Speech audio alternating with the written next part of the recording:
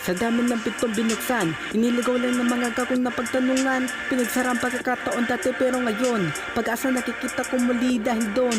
Sa pangalan narinig, Panginoon, ang dahilan kung bakit yung tao nasa ibaba ngayon tinitingalan ng marami. Bisis tingan tinakip sa mapangos na sinasabi, wala dyan mapapala, tigilan mo na nga.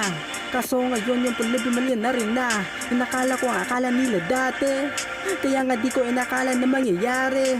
Panaginip sa katotohanan pa rin na nanaginip. Nagising di makapaniwala, kakaisip namamangha parang mahika, di makapaniwala. Ganito ang tao, sa Diyos may tiwala.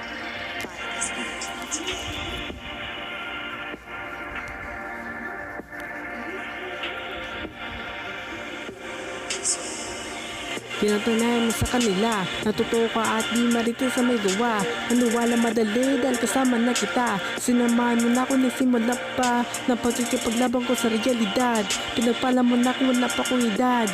Nakikita sa akin kapangyarihan mo na katutok. Pinakit mo ako na narito sa pinakatuktok.